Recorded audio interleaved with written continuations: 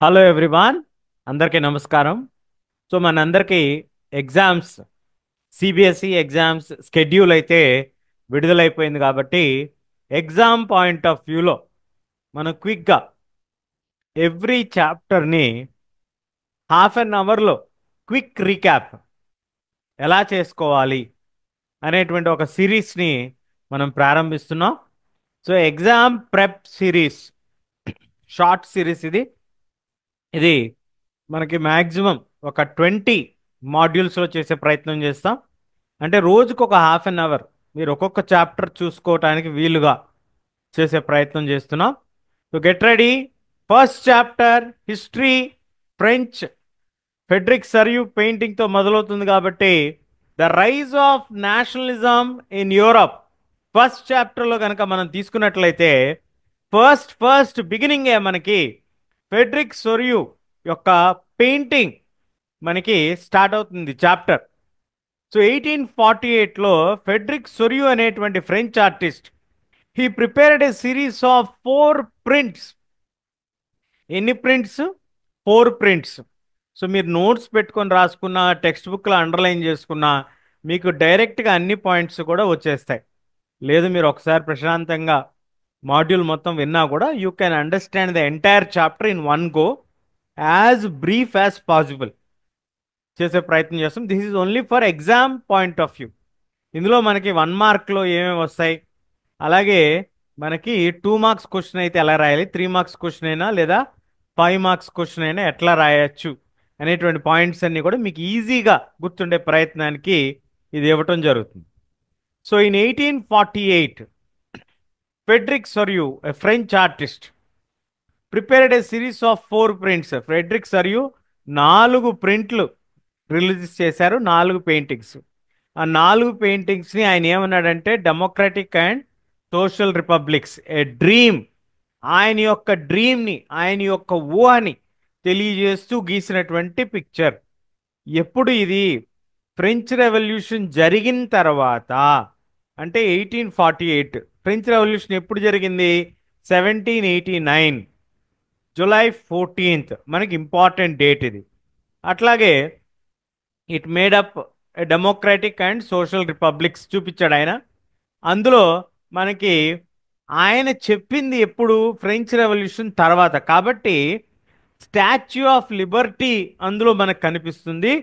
దాంతోపాటు ఒక ఫీమేల్ ఫిగర్ని అలా చూపించటం, దాన్ని పర్సానిఫికేషన్ అని అంటాం. ఏదైనా ఒక రియల్ పర్సన్ లాంటి పర్సనాలిటీకి లేనటువంటి వ్యక్తి, ఒక ఊహాజనితమైనటువంటి వ్యక్తిని అటాచ్ చేస్తే దాన్ని పర్సానిఫికేషన్ అంటాం.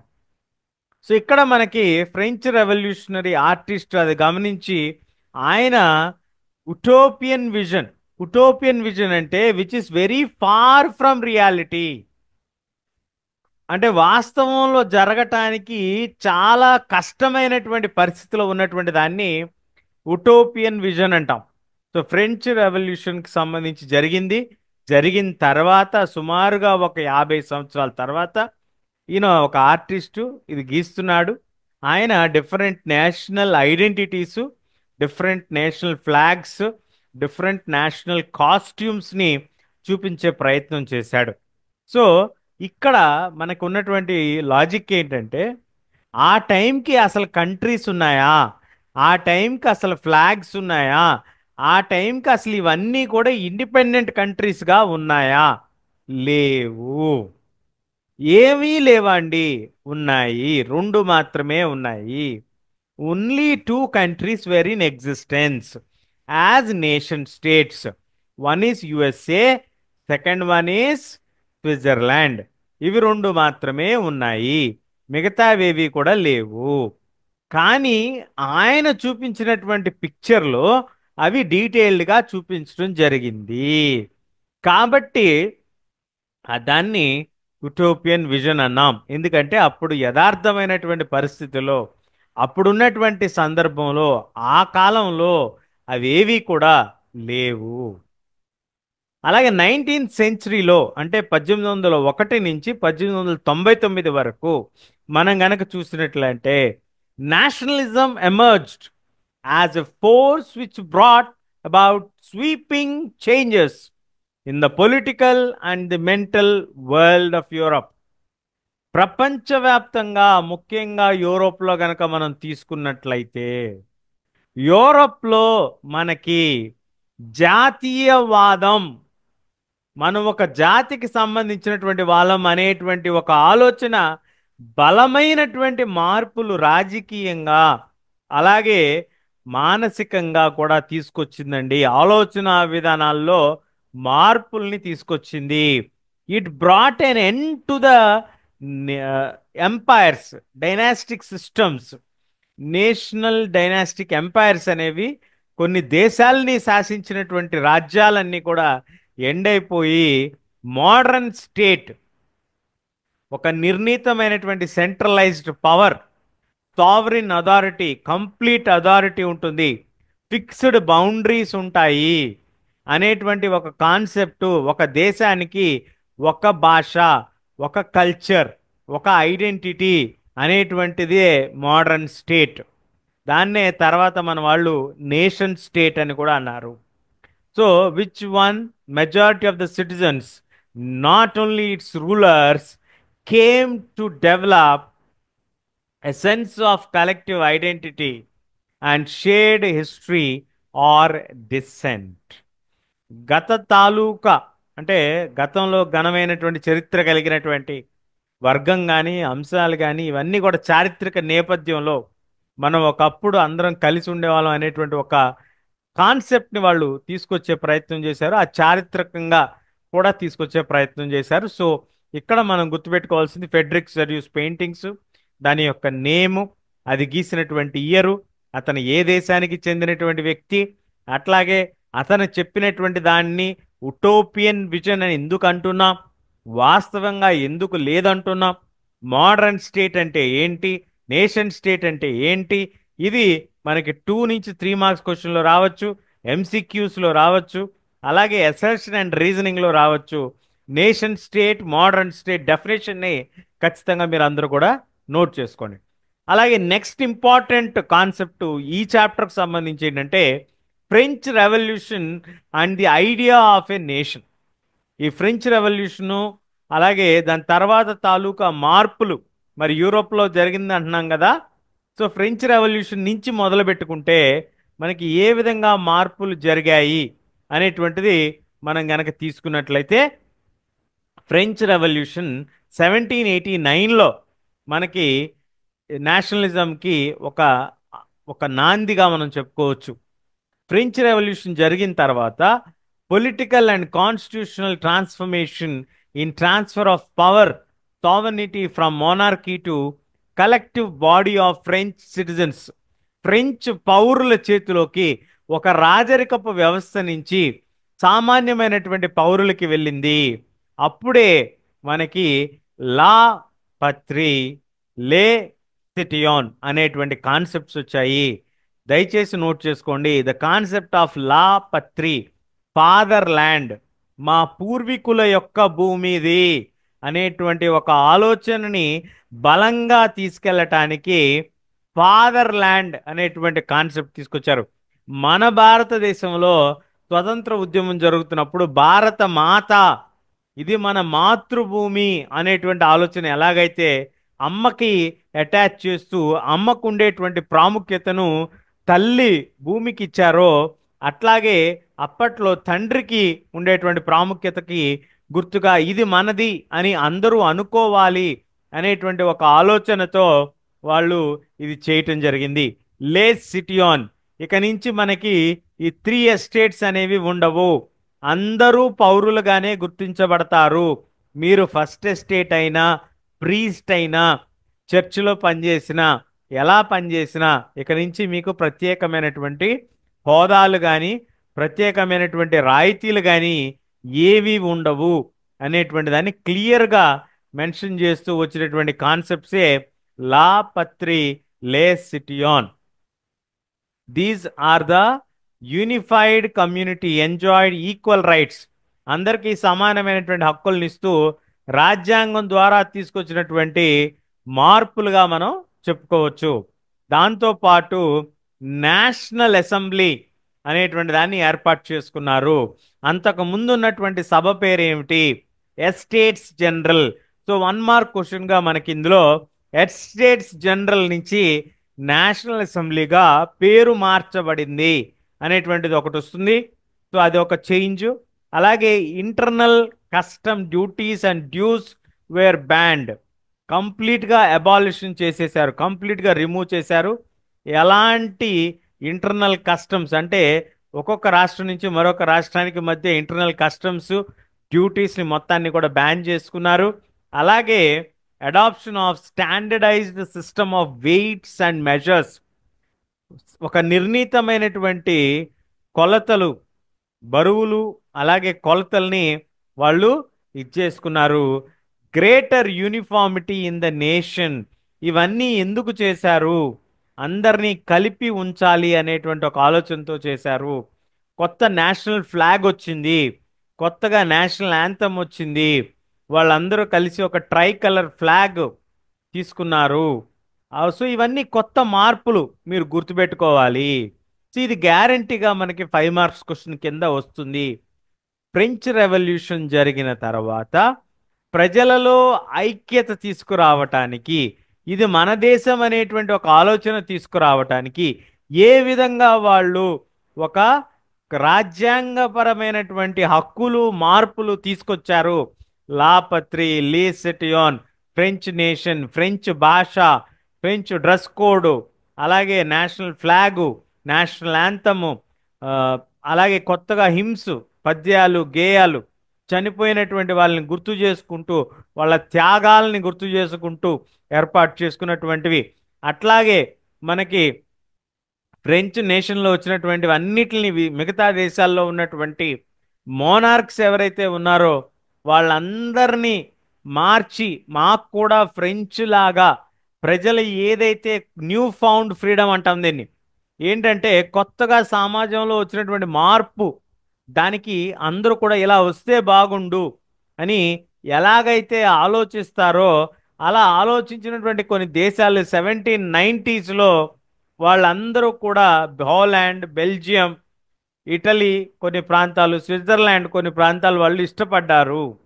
ఈ కాన్సెప్ట్ ఆఫ్ నేషనలిజం అనేది కేవలం ఫ్రాన్స్కు మాత్రమే నియమితమై లేదు, నిర్ణీతమై లేదు, మిగతా ప్రాంతాలకు కూడా పాకింది, స్ప్రెడ్ అయింది. So despite Napoleon's restoration of the monarchy, he incorporated revolutionary principles in the administrative domain, aiming to enhance efficiency and rationality within the system. Napoleon రాజుగా తనను తాను ప్రకటించుకున్నప్పటికీ 1799 నుంచి 1804 వరకు కాన్సులేట్, ఫస్ట్ కాన్సులేట్గా ప్రకటించుకున్నాడు. ఆ తర్వాత 1804 నుంచి తనని తాను రాజుగా ప్రకటించుకున్నాడు.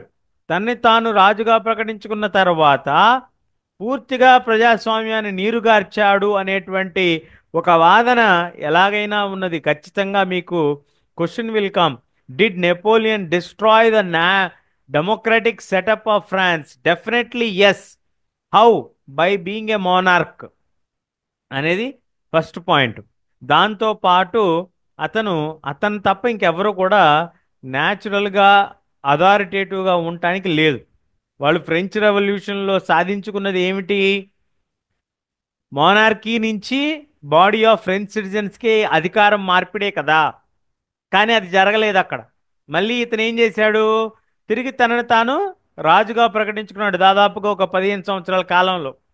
అయితే ఇక్కడ ఒక ముఖ్యమైనటువంటి పాయింట్ ఏంటంటే గ్యారంటీగా 3 మార్క్స్ క్వశ్చన్ వస్తుంది, దయచేసి నోట్ చేసుకోండి. నెపోలియనిక్ కోడ్ 1804, సివిల్ కోడ్ 1804, ఈ రెండు చాలా ప్రధానమైనటువంటి, ఇవి రెండు ఒకటే యాక్చువల్గా. సివిల్ కోడ్ ఆఫ్ 1804 అన్నా, నెపోలియనిక్ కోడ్ ఆఫ్ 1804 అన్నా కూడా ఇవి రెండు ఒక్కటే. ఇవి రెండిటి ద్వారా ఏ ప్రాతిపదికనైతే ఈ యొక్క డివిజన్స్ ఉన్నాయో సొసైటీలో, ముఖ్యంగా ఫ్రెంచ్ సొసైటీలో first estate, second estate, third estate అనేటువంటి డివిజన్స్ ఉన్నాయో ఆ డివిజన్స్ అన్నిటిని కూడా he has removed, abolished all the privileges based on birth. అందరూ సమానులే అనేటువంటి ఒక కాన్సెప్ట్ని ఇంట్రడ్యూస్ చేశాడు. అందరికీ ఆస్తికి ఉండేటువంటి హక్కునిచ్చాడు, ప్రాపర్టీ రైట్స్. దాంతోపాటు అడ్మినిస్ట్రేటివ్ థింగ్స్ని సింప్లిఫై చేశాడు. ఫ్యూడల్ సిస్టమ్, ఒక అత్యున్నత వర్గం నోబుల్స్ కానీ లేదా చర్చ్కి సంబంధించిన వాళ్ళకి కానీ ల్యాండ్ లార్డ్స్కి కానీ ఖచ్చితంగా సామాన్యమైనటువంటి ప్రజలు కామనర్స్ అని ఎవరైతే ఉన్నారో వాళ్ళందరూ కూడా either service or taxes pay చేయాలి అనేటువంటి ఒక ఫ్యూడల్ వ్యవస్థని పూర్తిగా రద్దు చేశాడు. అలాగే వాళ్ళకు ఉండేటువంటి బాకీల్ని పూర్తిగా రద్దు చేశాడు. So Napoleon under the civil code of 1804 abolished privileges based on birth. He has introduced equality before law. He has enhanced protected rights of property. He simplified the administrative divisions, abolished the feudal system, emancipated, విడుదల చేశాడు పెసెంట్స్ని from సర్ఫ్డమ్ and feudal dues. దాంతోపాటు transport and communication సిస్టమ్స్ని బాగా improve చేశాడు. Business men, small ప్రొడ్యూసర్స్కి ఈ uniform loss, దేశమంతటా ఒకే రకమైనటువంటి నియమావళి, standard weights and measures, common national currency, ఇవన్నీ కూడా వాళ్ళ యొక్క ఎదుగుదలకి, బిజినెస్లు బాగుపడటానికి బాగా ఉపయోగపడింది. ఇది చూసి మిగతా దేశాల వాళ్ళు కూడా ఆశపడిన మాట వాస్తవమే. కానీ ఎక్కడైతే నెపోలియన్ వెళ్ళి దండయాత్రలు చేశాడో దాదాపుగా అన్ని ప్రాంతాల్లో విజయాన్ని సాధించాడు. Holland, Switzerland, Brussels, Mainz, Milan, Warsaw లాంటి ప్రాంతాల్లో సాధించుకున్నాడు. కానీ అక్కడ ఆయన తీసుకొచ్చినటువంటి అడ్మినిస్ట్రేటివ్ అరేంజ్మెంట్స్ చాలా బాగా నచ్చినాయి ప్రజలకి. కానీ నిదానంగా వాళ్ళకి తెలిసింది ఏంటంటే the political freedom did not happen. రాజకీయ స్వాతంత్రం రాలేదు. నెపోలియన్ చెప్పినటువంటి వాళ్ళు మాత్రమే అధికారంలో ఉండేవాళ్ళు, లేదా నెపోలియన్ తాలూకా మనుషులు, లేదా ఆయనకి సన్నిహితంగా ఉన్నటువంటి వాళ్ళు, బంధువర్గంలో వాళ్ళు మాత్రమే ఉండేవాళ్ళు.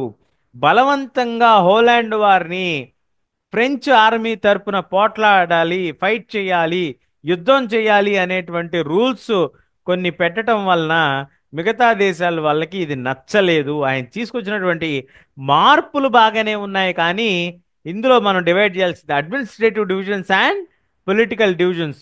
సో అడ్మినిస్ట్రేటివ్ డివిజన్స్ నచ్చినాయి, పొలిటికల్ డివిజన్స్ నచ్చలేదు. అండ్ ఫోర్స్డ్ కాన్స్క్రిప్షన్, బలవంతంగా ఆర్మీలో జాయిన్ అయ్యి హోలాండ్ తరపున ఫైట్ చేయాలా, కాదు ఫ్రెంచ్ వాళ్ళ తరపున ఫైట్ చేయాలి. ఇది ఆయన చెప్పినటువంటి కండిషన్. సో ఇది వాళ్ళకి నచ్చలేదు. వాళ్ళకి దేశానికి సంబంధించినటువంటి నాయకుడు లేనే లేడు. కాబట్టి ఈ పాయింట్స్ మనకి నెగిటివ్ ఆస్పెక్ట్స్ కింద గుర్తుపెట్టుకోవాలి. పోస్ట్ కన్స్క్రిప్షన్ అనేటువంటి పదాన్ని కూడా మీరు గుర్తుపెట్టుకోవచ్చు. అలాగే మేకింగ్ ఆఫ్ నేషనలిజం ఇన్ యూరోప్లో మనం చూస్తే అప్పుడున్నటువంటి కండిషన్స్లో నేషనలిజం యూరోప్లో రాకముందు కింగ్డమ్స్ ఉండేవి, డక్కీస్ ఉండేవి, క్యాంటన్స్ ఉండేవి. ఇవి జర్మనీ, ఇటలీ, స్విట్జర్లాండ్ వీటిని డివైడ్ చేసి ఉండేవాళ్ళు. వాటిని స్వయం ప్రతిపత్తి కలిగినటువంటి రాష్ట్రాలు కూడా పరిపాలించుకుంటూ ఉండేవి. వాళ్ళందరూ కూడా ఒక కలెక్టివ్ ఐడెంటిటీలో కానీ ఒక కామన్ కల్చర్గా కానీ ఎవరు ఉండేవాళ్ళు కాదు. వాళ్ళకు ఉన్నటువంటి ఒక కామన్ పాయింట్ ఏంటంటే కామన్ లీడర్, కామన్ మోనార్క్ అనాలి. లీడర్ అనే కన్నా కూడా మోనార్క్, ఒక రాజుగారే సామాన్యంగా వాళ్ళందరినీ కలిపేటువంటి ఒక పాయింట్. హ్యాబ్స్బర్గ్ ఎంపైర్, ఇలా కొన్ని ఎంపైర్స్ ఉండేవి. అప్రాక్సిమేట్గా మనకి అక్కడ డిఫరెన్సెస్ ఎలా ఉండేవి అంటే మనకి హంగరీ ప్రాంతంలో మ్యాగ్యర్ అనేటువంటి భాష మాట్లాడితే సగం మంది మిగతా భాషలు మాట్లాడుకుండేవాళ్ళు. ఇట్లా డైవర్స్గా ఉండేది. వాళ్ళందరూ they had common point is that they all shared alliance to the emperor. ఒక రాజుగారికే వాళ్ళందరూ కూడా కట్టుబడి ఉండేవాళ్ళు తప్ప ఎక్కడ వాళ్ళల్లో కామన్ కల్చర్, కామన్ పాయింట్ అనేది ఎక్కడ కూడా మనకి కనిపించదు. Coming to aristocracy and the new middle classes. So across the continent aristocracy held a significant social and political influence, వాళ్ళకి రాజకీయ పరంగా సమాజంలో కూడా ఒక ప్రత్యేకమైనటువంటి గుర్తింపు ఉండేది. వాళ్ళది ఒక కామన్ వే ఆఫ్ లైఫ్ ఉండేది అక్రాస్ ద రీజియన్స్. వాళ్ళందరూ ఒక వర్గంగా ఉండేవాళ్ళు. మ్యారేజెస్ వాళ్ళని కలుపుతూ ఉండేవి. ఆ మనకి ఎలాగైతే భారతదేశంలో ఒక కాస్ట్లో జనరల్గా మ్యారేజెస్ చేసుకుంటూ ఉంటాం కదా, ఇప్పుడైతే దాదాపుగా మిగతా కాస్ట్లో కూడా చేసుకుంటున్నారు, మీ అందరికి తెలిసిందే. కానీ సహజంగా కాస్ట్లోనే చేసుకోవటం అనేది ఒకప్పటి ఆనవాయితీగా ఉండేది మనకి. అలాంటి ఒక నియమం లాంటిది అనుకోవచ్చు మనం. సో మ్యారేజ్ అలయన్సెస్ జనరల్గా అరిస్టోక్రసీ గ్రూప్లో ఉండేవి. వీళ్ళు తక్కువ మంది ఉండేవాళ్ళు, చాలా తక్కువ మంది ఉండేవాళ్ళు. స్మాల్ పోర్షన్ ఉండేవాళ్ళు, కానీ చాలా పవర్ఫుల్. ఎందుకంటే వీళ్ళకి ఆస్తులు విపరీతంగా ఉండేవి. వీళ్ళకి టౌన్స్లో ఉండేవి, విలేజెస్లో ఆస్తులు ఉండేవి. అలాగే వీళ్ళకి విపరీతమైన రాజకీయ పలుకుబడి కూడా ఉండేది. So the growth of the towns and the rise of the commercial classes dependence on the market based production challenged their dominance. అప్పటి వరకు ఆ, సామాజికంగా కానీ రాజకీయంగా కానీ వీళ్ళకున్నటువంటి అధికారాన్ని అప్పటికి వస్తున్నటువంటి సామాజిక మార్పులు, ఇండస్ట్రియల్ రెవల్యూషన్ తర్వాత వచ్చినటువంటి మార్పులు, ముఖ్యంగా వాళ్ళ యొక్క రాజకీయ ఉనికిని ప్రశ్నగా మార్చేసినాయి. వాళ్ళ యొక్క అధికారాన్ని క్వశ్చన్ చేయటం మొదలుపెట్టినాయి. ముఖ్యంగా ఫ్రాన్స్, అట్లాగే జర్మనీ స్టేట్స్లో, ఈ జర్మన్ స్టేట్స్లో. So including the working classes కూడా క్వశ్చన్ చేశారు, మిడిల్ క్లాసెస్ కూడా క్వశ్చన్ చేశారు, ఇండస్ట్రియలిస్టు. చాలామంది చదువుకోవటం కూడా ఒక కారణం. ఎందుకు వీళ్ళు క్వశ్చన్ చేశారంటే, ఆ, ఎందుకు you are having a special privilege, special identity ఎందుకు అనేటువంటి క్వశ్చనింగ్ అనేది వాళ్ళలో వచ్చింది ఆ తర్వాత కాలంలో. లిబరల్ నేషనలిజం అనేటువంటి కాన్సెప్ట్ మీద కూడా మనకు క్వశ్చన్స్ వస్తాయి. ఈ లిబరల్ నేషనలిజం అంటే ఏంటి? లిబరలిజం అనేటువంటి వర్డ్, లిబరల్ అనేటువంటి వర్డ్ని మనం తీసుకుంటే లాటిన్ భాషలోంచి డెరైవ్ చేసుకున్నారు. లిబర్ అంటే స్వాతంత్రం, ఫ్రీడమ్ అనేటువంటి అర్థం వస్తుంది. ఫ్రీడమ్, ఫ్రీ అనేటువంటి మీనింగ్ లిబర్. ఇది లాటిన్ భాషకు సంబంధించిన word. The term liberalism originates from the Latin word liber which means freedom. So ఈ ఫ్రీడమ్ ఎక్కడ, ఎవరికి అంటే వ్యక్తులకి ఆలోచన విధానమైనటువంటి స్వేచ్ఛ, వస్త్రధారణలో స్వేచ్ఛ, జీవన విధానంలో స్వేచ్ఛ, రాజ్యాంగ పరంగా స్వేచ్ఛ, principle of governance based on the consent of the governed. చాలా ఇంపార్టెంట్ పాయింట్ ఇది. ప్రిన్సిపల్ ఆఫ్ గవర్నెన్స్, ఎలా పరిపాలించాలి, ఎవరి యొక్క సమ్మతితో పరిపాలించాలి. ఎవరినైతే మనం పరిపాలిస్తున్నామో వారి యొక్క సమ్మతి తీసుకొని, అంటే ప్రజల యొక్క ఆమోదంతో పరిపాలన జరగాలి అనేటువంటి కాన్సెప్ట్ని లిబరలిస్టులు అడ్వకేట్ చేశారు. Liberalism advocated for the establishment of A constitution and representative government through parliament. ప్రజాస్వామ్య విధానం, అలాగే ఒక రాజ్యాంగం ఉండాలి, రాజ్యాంగబద్ధంగా మనం నడుచుకోవాలి అనేటువంటి దాన్ని చెప్పారు. Right to vote, hold office కొంత ధనవంతులైనటువంటి మగవారికి మాత్రమే ఉండేది. రాజకీయమైనటువంటి హక్కులు, ఆస్తి పైన హక్కులు ఆడవాళ్ళకి అసలు ఉండేవి కాదు. ఆస్తి లేని మగవాళ్ళకు కూడా రాజకీయపరంగా ఓటు వేసేటువంటి హక్కు లేకుండా ఉండేది ఆ టైంలో. Women and men without property organised opposition movements, వాళ్ళు అపోజ్ చేశారు ఈ పాయింట్ని. ఆ తర్వాత మార్పులు వచ్చాయి. సో లిబరలిజంకి సంబంధించి ఇదొక పాయింట్. మనకి జొల్వరెయిన్ గ్యారంటీగా 1 మార్క్ క్వశ్చన్ వస్తుంది. వాట్ ఈస్ జొల్వరెయిన్ అనేటువంటిది మనం తీసుకుంటే, ఇది ఒక కస్టమ్స్ యూనియన్. కస్టమ్స్ యూనియన్ అనేది ఏర్పడింది. జొల్వరెయిన్ ఎక్కడ ఏర్పడింది? ప్రుషియన్ ఫెడరేషన్లో. ప్రుషియన్ స్టేట్స్ అంటే నార్త్ జర్మనీ యూనియన్గా ఇది ఏర్పడింది అనేటువంటిది మనం గుర్తుపెట్టుకోవాలి. నెక్స్ట్ 1815లో ఎప్పుడైతే నెపోలియన్ని ఓడించారో, ఓడించిన తర్వాత ఎలాంటి మార్పులు చోటు చేసుకున్నాయి అంటే, ఎవరెవరైతే ఓడించారో వాళ్ళందరూ ఏ యొక్క రాజ్యాల్ని ఈయన హస్తగతం చేసుకున్నాడో ఆ రాజ్యాలకు సంబంధించినటువంటి రిప్రజెంటేటివ్స్ కాకుండా బ్రిటన్, రష్యా, ప్రుషియా, ఆస్ట్రియా వీళ్ళందరూ వియన్లో గ్యాదర్ అయ్యారు. కాంగ్రెస్ ఆఫ్ వియన్ అంటాం దీన్ని. ఈ కాంగ్రెస్ ఆఫ్ వియన్నాలో వీళ్ళు గ్యాదర్ అయ్యి నెపోలియన్ డిఫీట్ చేసిన దానికి సంబరాలను జరుపుకుంటూనే నెపోలియన్ తీసుకొచ్చినటువంటి కొన్ని మెజర్స్ మోనార్కీకి ఎలా ఉపయోగపడ్డాయో డిస్కస్ చేసుకుంటూ తను ఎవరినైతే పదవీ విముక్తుల్ని చేశాడో, పదవీ చిక్తుల్ని చేశాడో, ఎవరినైతే అతను ఓడించి వాళ్ళ యొక్క అధికారాన్ని హస్తగతం చేసుకున్నాడో ఆయా ప్రాంతాలు ఫ్రాన్స్లో బార్బన్ డైనాసిటీ కానీ, స్పెయిన్లో కానీ ఇట్లా మిగతా దేశాల్లో వాళ్ళని రిప్లేస్ చేస్తూ ఆ యొక్క రాజకీయ కుటుంబానికి సంబంధించిన వాళ్ళు ఎవరైనా ఉంటే వాళ్ళని తీసుకొచ్చే ప్రయత్నం చేశారు. సో వాళ్ళు ఒక పాయింట్ ఏం చెప్పారంటే నెపోలియన్ చేసినటువంటి మార్పుల వలన మోనార్కీ బాగా బలపడింది. ఎలాగండి?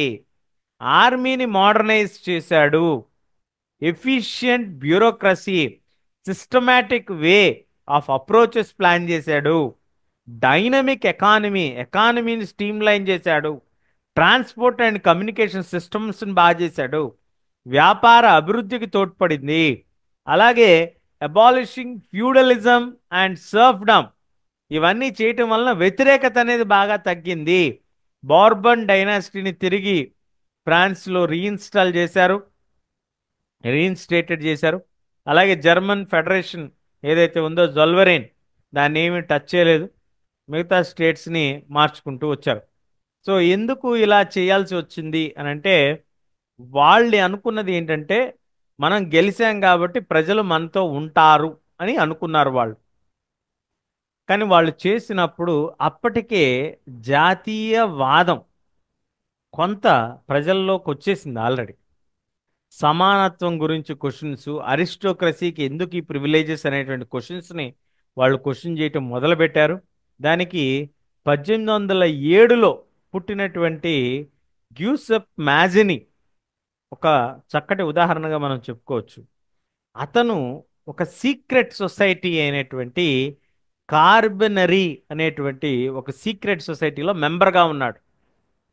అతను 23-24 సంవత్సరాల వయసు వచ్చేపాటికి అంటే అప్పటికే 1831లోనే అతను లింగురియా అనేటువంటి ప్రాంతం పైన దాడికి వాళ్ళు పాల్పడ్డారు. అలా పాల్పడినటువంటి సందర్భంలో when they tried to attempt revolution in Liguria region he was forced to exile, అంటే ఆ ప్రాంతం నుంచి బహిష్కరణకు గురయ్యాడు. అతను పారిపోవాలి, లేకపోతే చంపేస్తారు.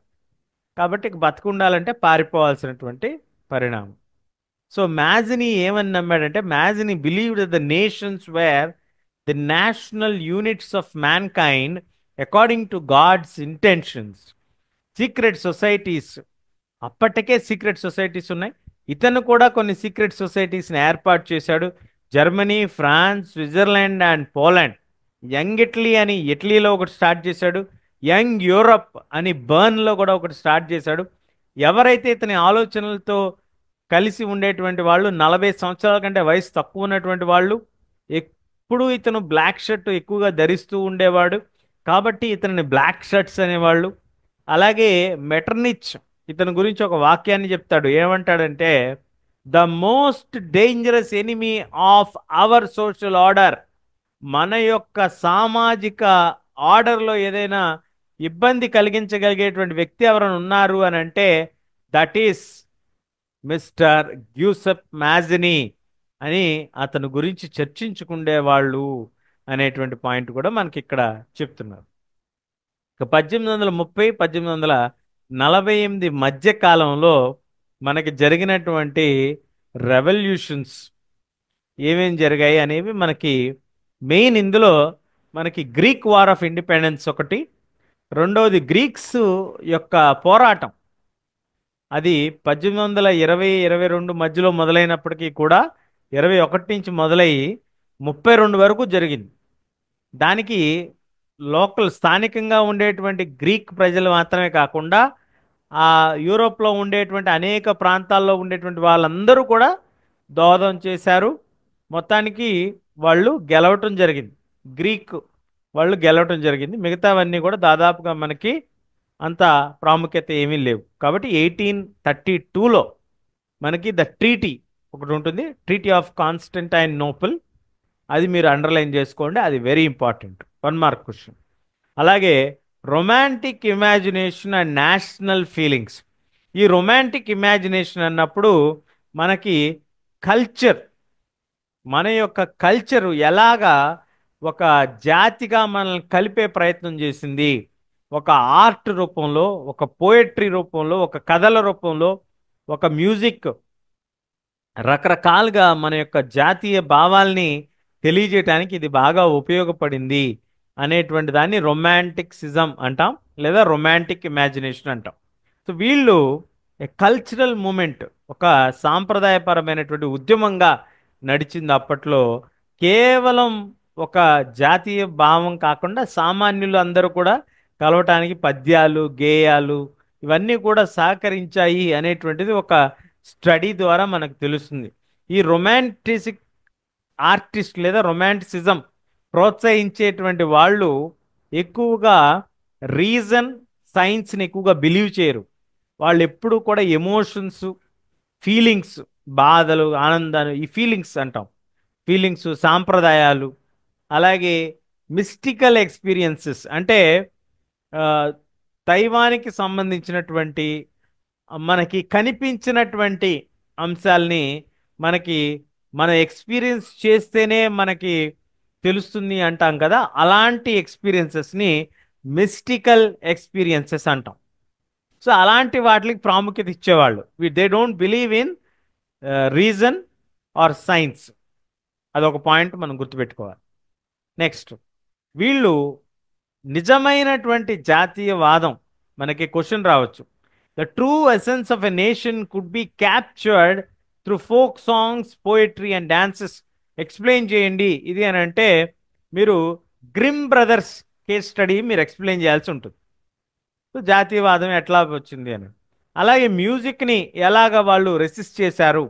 కరోల్ కర్పిన్స్కీ అనేటువంటి అతను మనకి ఒపెరా మ్యూజిక్ ద్వారా, ఫోక్ సాంగ్స్, డాన్సెస్ ద్వారా తన యొక్క జాతీయవాదాన్ని తెలియజేశాడు. అలాగే సెంటిమెంట్స్ని రైజ్ చేశాడు. ముఖ్యంగా ఉదాహరణగా చెప్పుకోవాలంటే ఒక భాష ఎలాగ జాతీయవాదాన్ని రేకెత్తించింది అనేటువంటి దానికి, పోలాండ్ని రష్యన్స్ ఆక్యుపై చేసుకున్నప్పుడు రష్యన్ లాంగ్వేజెస్ స్కూల్స్లో, కాలేజెస్లో, అఫీషియల్ వర్క్స్లో వాడాలి అనేటువంటి ఒక నియమాన్ని తీసుకొచ్చినప్పుడు దానికి వ్యతిరేకంగా పోలాండ్ దేశానికి సంబంధించినటువంటి చర్చ్కు సంబంధించినటువంటి ప్రీస్ట్స్, క్లర్జీ వీళ్ళందరూ కూడా ఖచ్చితంగా పోలాండ్ భాషలోనే తమ యొక్క మతపరమైనటువంటి సందేశాలను ఇచ్చేవాళ్ళు, ప్రజలతో మాట్లాడేవాళ్ళు. చాలామంది అరెస్ట్ చేయబడినప్పటికీ కూడా వాళ్ళ యొక్క వ్యతిరేకతని ఈ విధంగా వ్యక్తం చేసేవాళ్ళు. దీన్ని చేసినందుకు గాను ప్రీస్ట్ని, బిషప్స్ని జైల్లో పెట్టి సైబీరియాకి పంపించేసేవాళ్ళు అనేటువంటిది మనకి దీని యొక్క అవుట్కమ్గా మనం గుర్తుపెట్టుకోవచ్చు. అలాగే 1830లో యూరోప్ అంతటా కూడా అన్ఎంప్లాయ్మెంట్ ప్రాబ్లం ఉండేది. ఎక్కువ మందికి జాబ్స్ అవసరం ఉండేది, తక్కువ ఉద్యోగ అవకాశాలు ఉండేవి. కాబట్టి ఎందుకు ఇలాంటి పరిస్థితి వచ్చింది? వాస్తవంగా చూడాలి అని అంటే మనకి rural population migrated to cities, leading to overcrowded slums.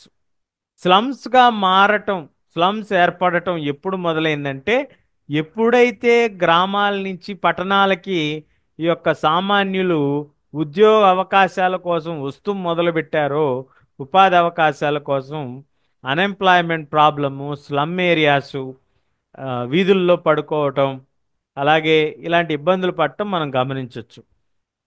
National assembly కూడా ఫ్రాన్స్లో వాళ్ళు డిక్లేర్ చేశారు, ప్రతి ఒక్కరికి మేల్ మెంబర్స్ 21 ఇయర్స్ ఏజ్ ఉన్న వాళ్ళందరికీ రైట్ టు వర్క్ ఇస్తాము, అలాగే రైట్ టు ఓటు కూడా ఇస్తామని చెప్పారు. ఈ వ్యతిరేకం తగ్గించడానికి ఒక చిన్న ఉదాహరణ మనకి కేస్ స్టడీ బేస్డ్ క్వశ్చన్స్లో రావటానికి వీవర్స్ ఆఫ్ సెల్సియా అనేటువంటిది కేస్ స్టడీగా మనకు రావడానికి అవకాశం ఉంది. June 4th 2 p.m.కి a large crowd of weavers emerged from their homes. వాళ్ళు వెళ్ళి ఆ కాంట్రాక్టర్స్ని ఎక్కువ వేజెస్ ఇవ్వాలని డిమాండ్ చేస్తే వాళ్ళు దానికి రిఫ్యూజ్ చేసినప్పుడు వాళ్ళని అటాక్ చేశారు. వీళ్ళు వాళ్ళని అటాక్ చేస్తే వాళ్ళు పారిపోయారు.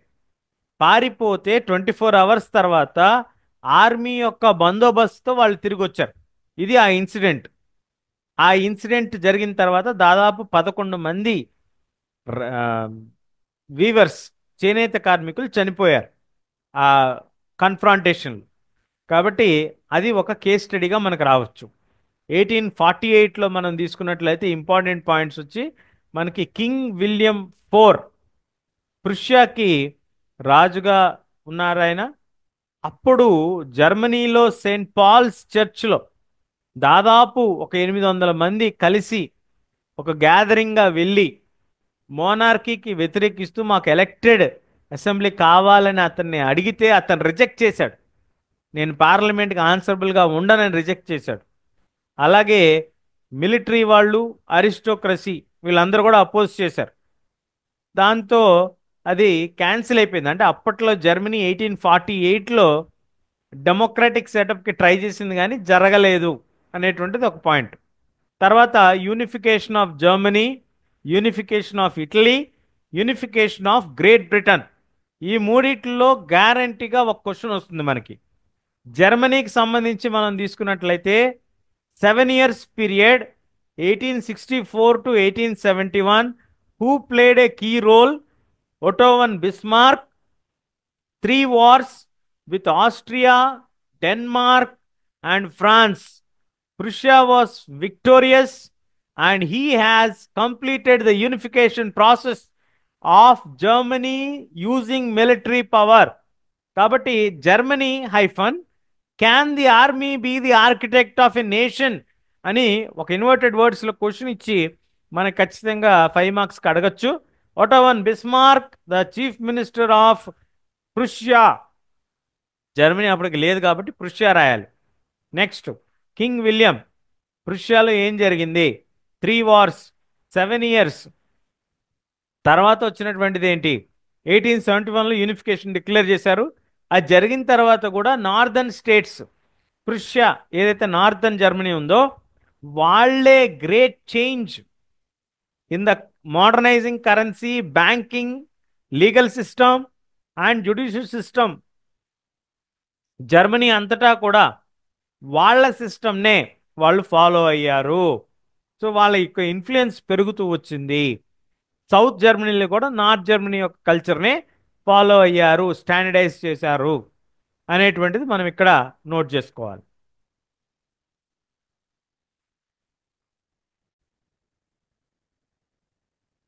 ఇటాలియన్ యూనిఫికేషన్ కనుక మనం తీసుకున్నట్లయితే ఇటాలియన్ యూనిఫికేషన్కి సంబంధించి మనకి 3 మేజర్ కీ ప్లేయర్స్ మనకు కనిపిస్తూ ఉంటారు.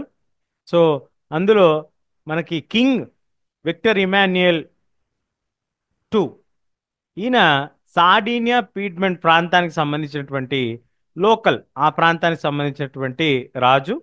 ఈయన తర్వాత మనకి మ్యాజనీ ఒక ఎఫర్ట్స్, అట్లాగే కౌంట్ కామిలో కావోర్, ఆయన మనకి చాలా వరకు కూడా శాంతియుతంగా, ఆయన బేసిక్గా ఇంజనీర్. సో ఆయన పీడ్మెంట్ పార్లమెంట్కి ఎలక్షన్స్ జరిగినప్పుడు ఆయన కంటెస్ట్ చేస్తాడు. ఆ తర్వాత ఆయనే మినిస్టర్గా ఉంటాడు. సో ఆ మినిస్టర్గా ఉన్నటువంటి సందర్భంలో ఆయనే బిస్మార్క్తో మాట్లాడి, అలాగే క్లబ్ సైట్ అంటే ప్రజల యొక్క ఒపీనియన్ తెలుసుకొని, ఆ ఒపీనియన్స్ తెలుసుకున్న తర్వాత వారి ద్వారా వాళ్ళని ఆ పార్ట్స్ని ఇటలీ యూనిఫికేషన్లో భాగంగా చేస్తారు. అలాగే మనకి గారిబాల్డి, గారిబాల్డి మ్యాజనీ యొక్క శిష్యుడు అనమాట. ఇతనికి రెడ్ షర్ట్స్ ఆర్మీ అని ఉంటుంది. ఇతను 1854 ఆ ప్రాంతంలో ఇతను తిరిగి వస్తాడు. వచ్చిన తర్వాత ఈ సిసిలీస్, నేపెల్స్ అనేటువంటి ప్రాంతంలో అతనికి బాగా పట్టుంటుంది. ఆ ప్రాంతాలను ఆక్యుపై చేసి అతను కావోర్కి అప్పచెప్తాడు. కావోర్ అలాగే వీళ్ళందరూ కూడా చూస్తారు. కాకపోతే ఇందులో బాధ అంశం ఏంటంటే కావోరు యూనిఫికేషన్ ప్రాసెస్ ఇవన్నీ కూడా కీ రోల్ ప్లే చేస్తాడు. ఇలా అందరూ కూడా కీ రోల్ ప్లే చేస్తారు. అంటే జర్మనీ కేసులో మనం తీసుకున్నప్పుడు బిస్మార్క్ ఒక్క చేత్తోనే నడిచింది. అతను మిలిటరీ కంట్రోల్తో చేస్తాడు. వీళ్ళు మిలిటరీ సహాయంతో చేయరు. అనేక రకాలుగా అంటే ముగ్గురు చాలా మంది కలిపి రాజుగారు ఫైనల్గా డిక్లేర్ చేస్తారు. ఇది 1861 యూనిఫికేషన్ ప్రాసెస్ అనేది డిక్లేర్ చేయబడుతుంది. అది 1871. సో ఈ డిఫరెన్స్ నోట్ చేసుకోండి. బట్ కొన్ని పార్ట్స్ ఈ రోము, పేపల్ స్టేట్స్ ఇవన్నీ కూడా 1871 తర్వాత కలవటం జరుగుతుంది. కానీ 1861 అనే ఉంటుంది మనకి టెక్స్ట్ బుక్లో, కాబట్టి 1861 మీరు నోట్ చేసుకోవాలి. అలాగే strange case of great Britain ఇది కూడా రావచ్చు. జనరల్గా ఇది ఏంటంటే అనలిటికల్ నేచర్లో వస్తుంది మనకి. ఎందుకు? ఇప్పుడు దాకా మనం చెప్పుకున్నటువంటి ఈ జాతీయ ఉద్యమం, జాతీయ భావం ఇవేవి కూడా ఇందులో ఉండవు. 18th సెంచరీలో అప్పటి వరకు లేదు, అసలు యునైటెడ్ కింగ్డమ్ అనేటువంటిదే లేదు. అప్పటి వరకు ఉన్నది ఏంటంటే మనకి ఈ యొక్క ఇంగ్లాండ్, స్కాట్లాండ్, ఐర్లాండ్, వెల్ష్ ఈ ప్రాంతాలు ఉండేవి. ఇవన్నీ కలిసి ఈరోజు మనం చూస్తున్నటువంటి గ్రేట్ బ్రిటన్ అనేటువంటి ఒక దేశంగా అవతరించాయి. ఇంతకుముందు ఇది లేదు. బ్రిటిష్ పార్లమెంటు 1688లో ఫామ్ అయినప్పుడు ఇంగ్లాండ్లో ఇది ఏర్పడింది. ఫోర్స్ఫుల్గా ఐర్లాండ్ని, స్కాట్లాండ్ని వీళ్ళు మర్జ్ చేసుకొని British flag, British symbols, British national anthem, English లాంగ్వేజ్ని యాక్టివ్గా ప్రమోట్ చేసుకొని అదే దేశం యొక్క అఫీషియల్ భాషగా, అఫీషియల్ లాంగ్వేజ్గా, అఫీషియల్ రిలీజియన్గా వాళ్ళు తీసుకొచ్చినటువంటి ప్రయత్నం జరిగింది. దీనికి ఎవరు వ్యతిరేకించలేదా అంటే Irish men revolted and also the Scotland people revolts అయితే చేశారు. But all were done in vain, ఏవి కూడా సక్సెస్ అవ్వలేదు. కాబట్టి ఈరోజు మనకి గ్రేట్ బ్రిటన్ ఉంది. సో ఇక్కడ జాతీయవాదంతోనే యూనిఫికేషన్ జరుగుతుంది అనేటువంటి ఆలోచన అయితే కరెక్ట్ కాదు అన్ని కేసెస్లో అనేటువంటిది కూడా మనకు చెప్పే ప్రయత్నం చేస్తున్నారు. అలాగే how to visualise a nation, allegory అనేటువంటి కాన్సెప్ట్ ఎలా వచ్చింది అనేటువంటిది మనం చూస్తే portraying a ruler through a portrait or a statue was relatively straightforward task. అప్పట్లో మనకి మనుషుల యొక్క ప్రతిమలను గీయటం, స్టాచ్యూస్ని తయారు చేయడం ఇప్పుడు కూడా మనం చూస్తాం. కానీ అక్కడ లేనటువంటి ఒక ఎంటిటీ, లేనటువంటి ఒక దాన్ని ఉన్నట్టుగా అందరికీ ఆమోదయోగ్యంగా చేయగలిగేటువంటిది ఏంటంటే ఒక female figures were commonly used to symbolise nations. దేశాలని రిప్రజెంట్ చేయటానికి ఫీమేల్ ఫిగర్స్ని వాడేవాళ్ళు. ఈ ఫీమేల్ ఫిగర్స్ని మనం ఏమంటామంటే allegorical representation of the nation. ఎప్పుడైతే ఫీమేల్ ఫిగర్ని వాడారో popular personalities in that particular స్టేట్ని రిజంబుల్ చేస్తూ ఒక లేడీగా చూపించే ప్రయత్నం చేస్తారు. సో పాపులర్ నేమ్స్ మరియాన్, అలాగే మనకి మిగతా నేమ్స్ జాతిని రిప్రజెంట్ చేస్తూ భారత మాత, ఇట్లాంటివన్నీ కూడా ఫీమేల్ ఫిగర్స్తో దేశాన్ని చూపించడమే విజువలైజింగ్ ద నేషన్. దేశం ఇలా ఉంటుంది అని చెప్పలేం, కానీ అలా ఉండటానికి ఒక ఊహాభరితమైనటువంటి చిత్రం, దాన్నే ఫీమేల్ ఫిగర్ పర్సోనా రిప్రజెంటేషన్ అంటాం. అంటే రియల్ పిక్చర్ కాదు, పర్సోనా, అలాంటి ఒక ఊహాభరితమైనటువంటి చిత్రాన్ని తీసుకోవటం. అలాగే very very important and last concept nationalism and imperialism. ఇది by the mid 18th century 19th సెంచరీకి వచ్చేపాటికి చాలా ట్రాన్స్ఫర్మేషన్స్ జరిగాయి. ఈ బల్కన్ అనేటువంటి ప్రాంతం ఏదైతే ఉందో అది 1871కి విపరీతమైనటువంటి టెన్షన్స్కి గురైంది. కొత్తగా ఇండిపెండెంట్ అయినటువంటి ఇటలీ, జర్మనీ, బ్రిటన్ వీళ్ళందరూ ఆల్రెడీ ఉన్నటువంటి దేశాలు, ఫ్రాన్సు, బ్రిటను, ఆధిపత్యం కోసం వీళ్ళ ఈ ప్రాంతం మనకి ఇటు యూరోప్కి అటు ఏషియాకి మధ్య ఉన్నటువంటి ప్రాంతంలో ఉంటుంది ఈ బాల్కన్ స్టేట్స్ అనేవి. ఈ బాల్కన్ స్టేట్స్ తమలో తాము ఎప్పుడూ కూడా మ్యూచువల్గా jealous of each other and they were always fighting with each other. వాళ్ళ మధ్య వాళ్ళకి ఎథనిక్, కల్చరల్, ఐడెంటిఫికల్ డిఫరెన్సెస్ ఉండేవి. కాబట్టి ఆ భేదాల మధ్య డిఫరెన్సెస్ ఉండటం వలన వాళ్ళు ఎప్పుడైనా కొట్టుకుంటున్నప్పుడు విభేదాలు వచ్చినప్పుడు వాళ్ళపైన కంట్రోల్ కోసం ఈ జర్మనీ, ఇటలీ, రష్యా, ఆ, లేదా ఈ హాలాండ్, లేదా ఈ ఆస్ట్రియా, లేదా ఈ నెదర్లాండ్స్, వీళ్ళు కంట్రోల్ కోసం యుద్ధం చేసినటువంటి సందర్భంలో that led in to the conflict of world war 1. అదొక పెద్ద యుద్ధంగా మారింది. So notion of organising societies into nation states became widely accepted as a natural and universal concept. ఇది ఒక ప్రధానమైనటువంటి మార్పు. What is the major outcome for the rise of nationalism in Europe means that all the societies which are so organized in a way, like the language, the culture, the identity, which are very common in the nation or in the state form, are widely accepted to be called as a nation with a fixed boundary, fixed territories, a central authority, a sovereign authority which is going to rule them, and that are going to be the natural units and which are accepted as universally across the globe. That is a major change which has come as part of the rise of nationalism in Europe. So ఇవి ప్రధానమైనటువంటి points మనకి rise of nationalism in యూరోప్లో. So ఇలా కనుక మీరు ఒకసారి brief understanding చేసుకుంటే దానికి సంబంధించినటువంటి ఏ క్వశ్చన్ అయినా మీరు ఆన్సర్ చేయగలరు. మీరు ఎగ్జామినేషన్కి సంబంధించినటువంటి ఈ సిరీస్ని ఫాలో అయితే ఖచ్చితంగా 70 to 80% మార్క్స్ మీ అందరికీ కూడా రావటానికి మన ప్రయత్నం మనం చేద్దాం. Quick recap of all the chapters will be done by January 20th. January 20 లోపు, అంటే దాదాపు ఒక 1 మంత్లో మనకి అన్ని చాప్టర్స్ని కవర్ చేసే ప్రయత్నం చేద్దాం. సో అన్ని చాప్టర్స్ని బ్రీఫ్గా ఇలా చూస్తే మీకు ఒక ఐడియా వస్తుంది. So 3 marks questions, 1 mark questions ఈజీగా మీరు రాయగలరు. నా ఒక్క సలహా ఏంటంటే మీకు, మీరు టెక్స్ట్ బుక్ని దగ్గరగా పెట్టుకొని ఆ కాన్సెప్ట్స్ని మీరు కనుక సర్కిల్ చేసుకుంటే it will be helpful for you. అది. So wishing you all the very best for all the 10th class board examination aspirants. All the best. Be confident. Have proper health, proper diet, proper sleep.